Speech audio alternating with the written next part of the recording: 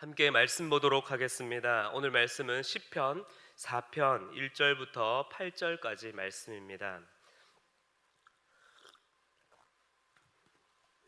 구약성경 시편 4편 1절부터 8절까지 말씀은 저와 함께 교독하며 읽도록 하겠습니다.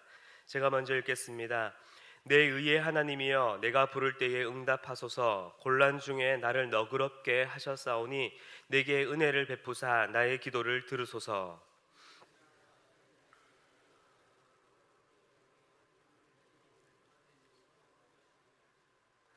여호와께서 자기를 위하여 경건한 자를 택하신 줄 너희가 알지어다. 내가 그를 부를 때에 여호와께서 들으시리로다.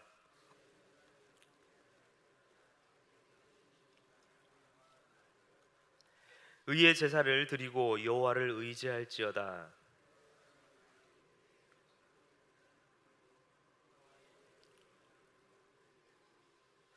주께서 내 마음에 두신 기쁨은 그들의 곡식과 새 포도주가 풍성할 때보다 더하니이다.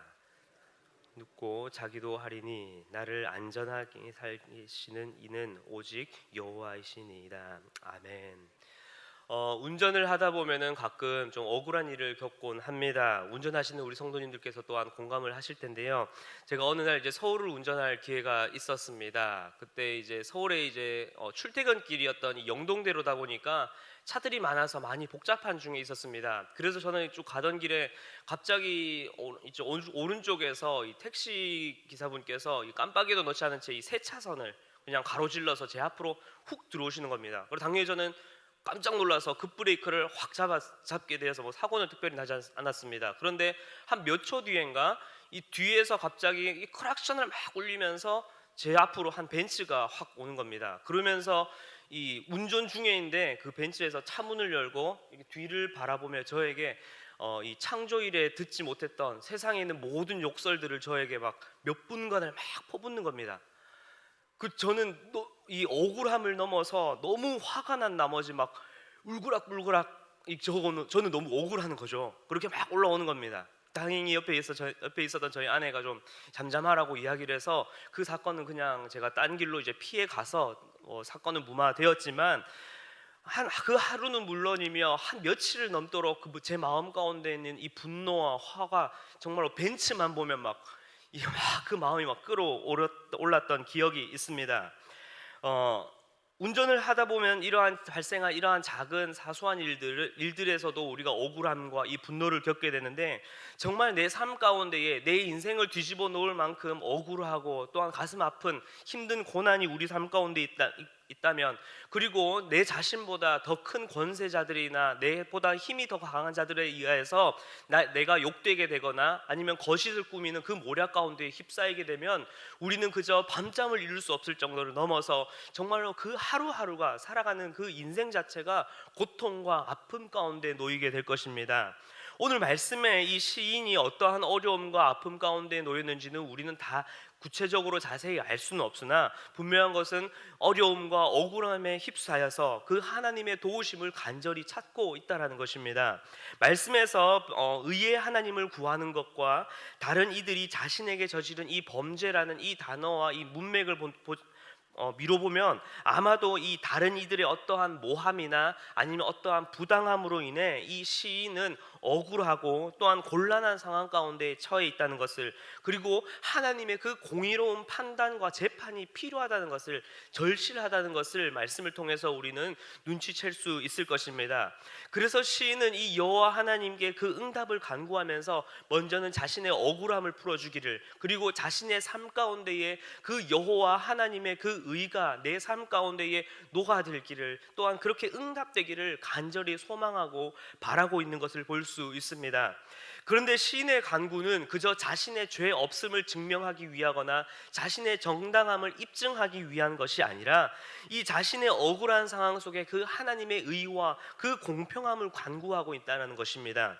특별히 이 구약에서 의라고 하는 이 단어는 그 안에는 공의와 정의, 그 어떠한 권리적인 기본적인 의미를 가지고 있는데, 오늘 말씀에서는 그 의미가 더 확장되어서 해석되고 있는 것을 볼 수 있습니다. 여기서 쓰이고 있는 이 의는 하나님의 그 언약적 관계를 통한 그 의를 의미하고 우리에게 제시해 주고 있는 것입니다.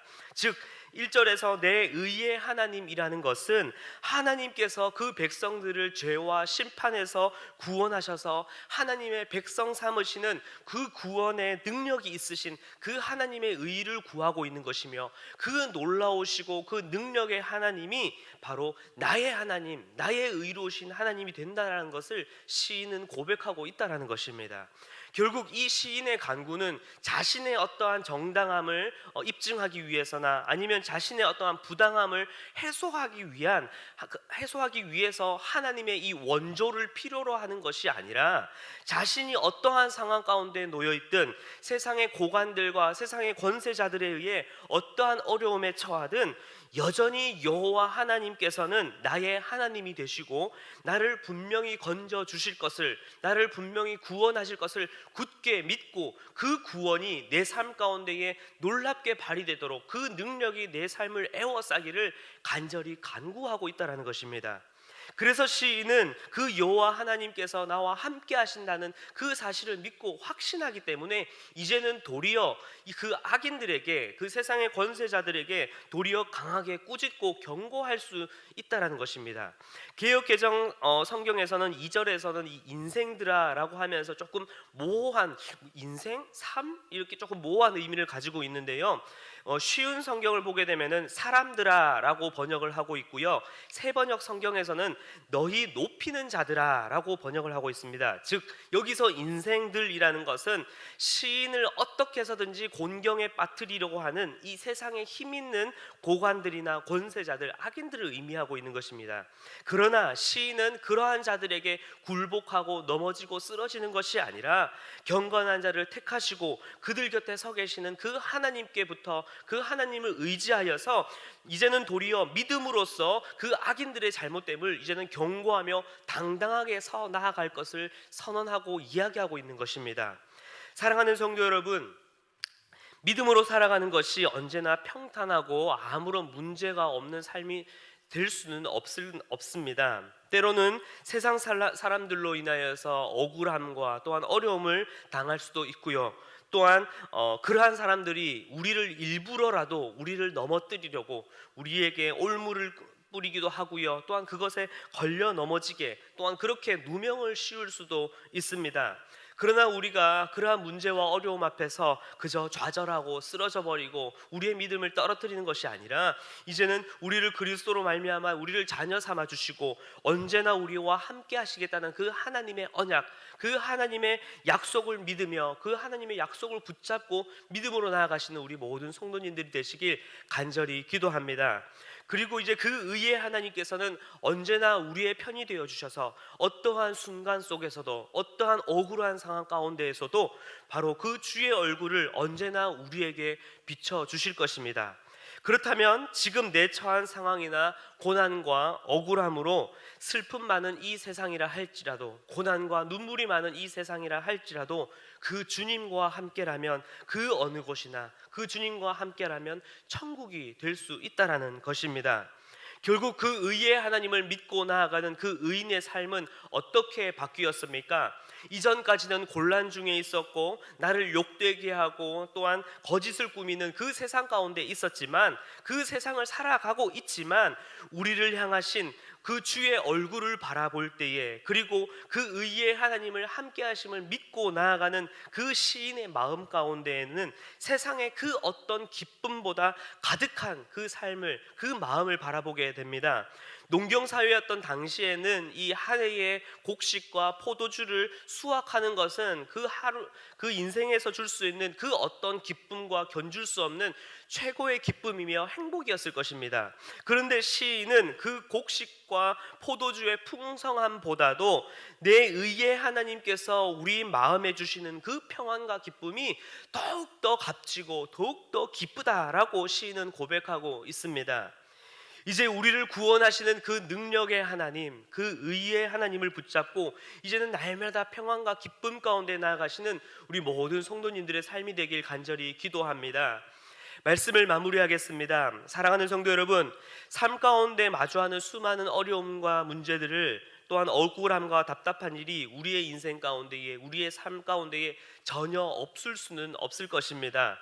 오히려 믿음으로 살아가는 그 삶 가운데에 더 많은 억울함과 세상으로부터 찾아오는 그러한 고난들이 여전히 있을 것이라고, 또한 그 고난이 있을 것이라고 말씀은 또한 우리에게 이야기해 주고 있습니다.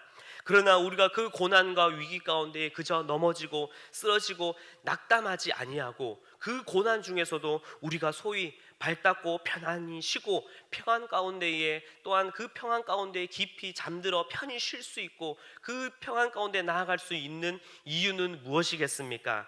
바로 8절의 고백처럼 우리를 안전하게 살게 하시는 이는 오직 여호와 하나님이시며 그 하나님이 저와 여러분의 하나님이 되시기 때문입니다.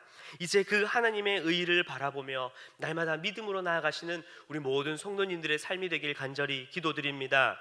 세상의 잣대로 우리의 삶을 바라본다면 고난과 억울함으로 인하여서 도저히 잠을 잘 수 없는 인생일 것입니다. 답답함으로 고난 가운데에 잠 한숨 이룰 수 없는 인생일 것입니다. 그러나 세상의 평가와 그 잣대에 우리의 인생을 견주고 우리의 인생을 바라보는 것이 아니라, 이제는 그 고난을 넘어 그리스도의 그 구원으로 우리를 향하신 그 하나님의 그 변함없으신 그 사랑과 그 은혜에 우리의 인생이, 우리의 삶이 날마다 속해 있다는 것을 기억하며 날마다 그 하나님의 그 은혜와 그 평안함 가운데에 나아가시는, 또한 그 하루와 한 주가 되시는 우리 모든 성도님들의 삶이 되길 간절히 기도합니다.